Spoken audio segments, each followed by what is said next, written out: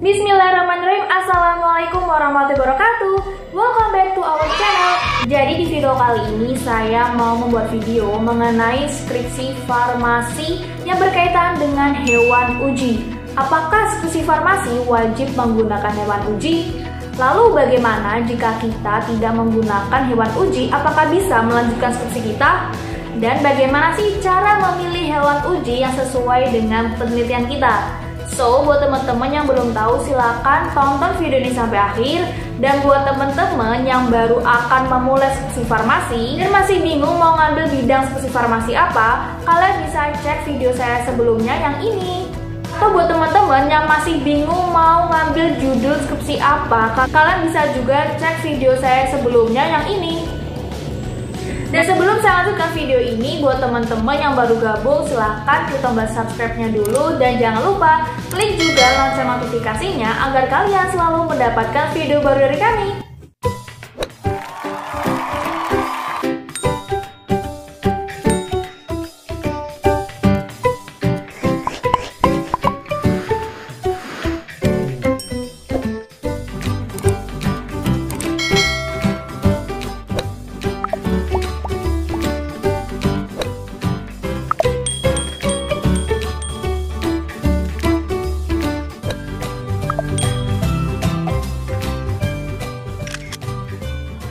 Apakah skripsi farmasi wajib menggunakan hewan uji?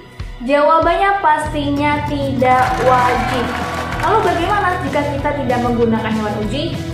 Jadi memang di skripsi farmasi ini ada dua bidang yang tidak mewajibkan kalian untuk menggunakan hewan uji, yaitu ada bidang kimia yang dilakukan secara in vitro, dan ada juga bidang farmasi sosial yaitu dengan studi literatur atau study case.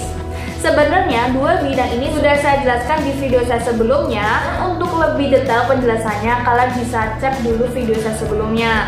Namun di sini saya akan mengasih contoh dari kedua bidang tersebut. Untuk bidang kimia, misalnya kalau menggunakan identifikasi apakah islat daun kenikir ini bisa menurunkan glukosa secara in vitro, atau fraksi daun pegagan sebagai antioksidan secara in vitro. Jadi in vitro ini kalian melakukan identifikasinya itu menggunakan reagen kimia dan tidak menggunakan sampel darah atau sampel dari hewan uji. Sedangkan untuk farmasi sosial, kalian bisa menggunakan studi literatur, menggunakan data-data penelitian sebelumnya yang akan dimasukkan pembahasannya di penelitian kalian, atau menggunakan study case, yaitu dengan mengambil data-data pengobatan di rumah sakit atau klinik yang akan kalian gunakan di skripsi kalian. Next, yang kedua, yaitu kapan diharuskan kita untuk menggunakan hewan uji? Lalu apakah alasannya kita harus menggunakan hewan uji? Penggunaan hewan uji ini wajib kalian gunakan ketika kalian menggunakan penelitian secara in vivo. Apa itu Kak in vivo? Jadi in vivo ini merupakan penelitian eksperimental yang menggunakan organisme hidup seperti hewan uji atau uji klinis yang merupakan salah satu penerapan penelitian secara in vivo. Lalu apa alasannya dalam segi skripsi farmasi ini yang mengharuskan kita untuk menggunakan hewan uji?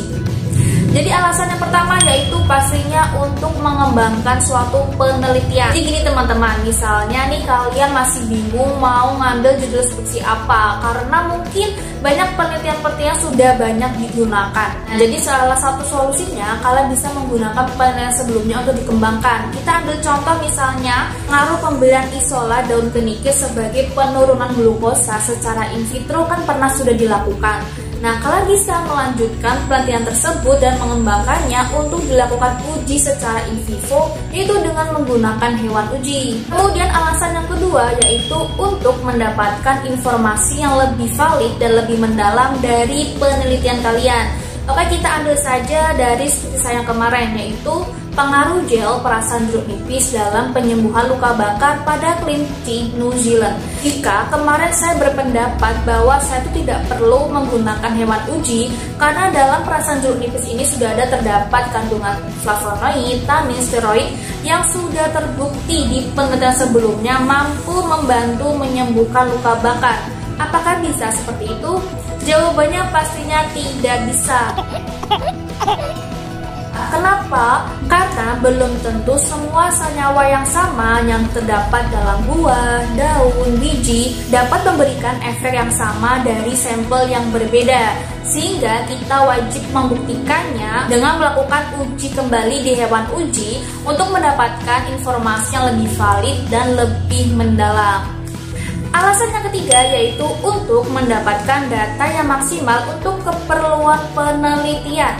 Jadi data-data yang kalian dapatkan dari penelitian eksperimental yang kalian lakukan di hewan uji, sebenarnya ini tuh untuk memperkuat penelitian kalian, bahwa penelitian kalian ini sudah memang benar-benar berhasil dan sudah terbukti. Kita ambil contoh saja di skripsi saya, bahwa data yang sudah saya peroleh itu sudah membuktikan bahwa gel perasan jeruk nipis ini dapat meningkatkan proses penyembuhan luka bakar pada hewan kelinci yang dapat dilihat dari data-data lama penyembuhan luka dan foto-foto perkembangan penyembuhan luka bakar pada kulit kelinci.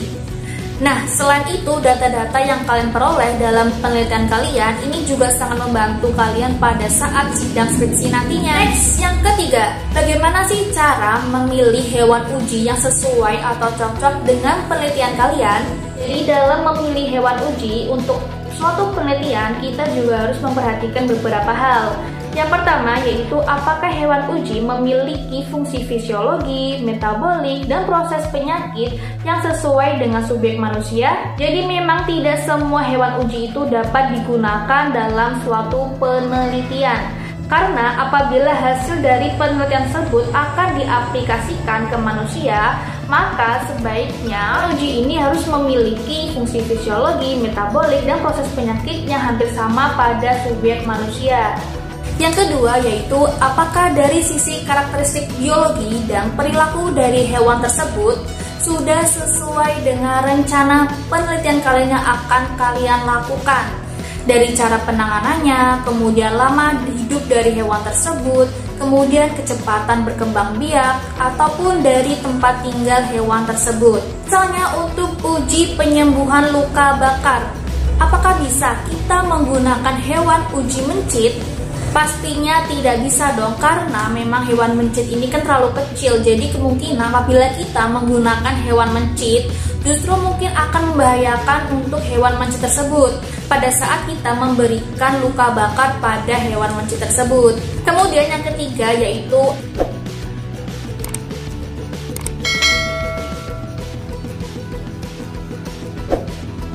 apakah tinjauan kritis dari penelitian ilmiah sudah menyatakan bahwa spesies dari hewan tersebut ini sudah memberikan hasil yang paling terbaik untuk penelitian yang serupa, atau bisa dibilang juga bahwa hewan tersebut ini sudah sering dilakukan untuk penelitian serupa.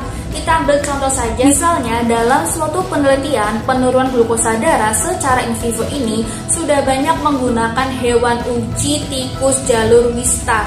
Maka kalian juga bisa menggunakan hewan tikus jalur Wistar untuk digunakan dalam penelitian kalian dengan penelitian penurunan glukosa secara in vivo.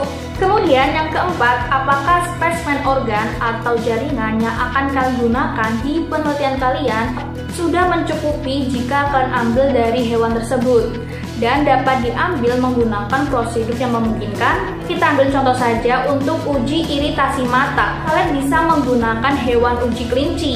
Kenapa? Karena hewan kelinci ini memiliki air mata yang lebih sedikit jika dibandingkan dengan hewan uji lainnya. Selain itu, pigmen yang terkandung dalam mata pada kelinci juga lebih sedikit, sehingga efek yang akan dihasilkan nanti dapat lebih mudah untuk diamati.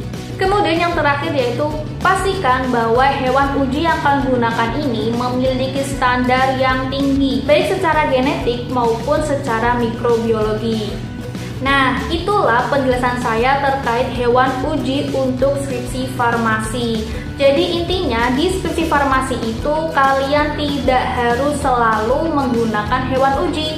Dan pada saat kalian menggunakan hewan uji, kalian juga harus memilih dan menentukan hewan yang sesuai dengan penelitian kalian. Oke deh teman-teman, sampai di sini dulu video kali ini. Buat teman-teman yang masih bingung, kalian bisa komentar di kolom komen, atau kalian juga bisa follow dan DM IG saya di @primaramadhani97. Semoga dengan video ini bisa bermanfaat buat kalian. Jangan lupa yang baru gabung, klik tombol subscribe-nya, dan like, share, serta klik juga lonceng notifikasinya agar kalian selalu mendapatkan video-video baru dari kami. Syukur, wassalamualaikum warahmatullahi wabarakatuh.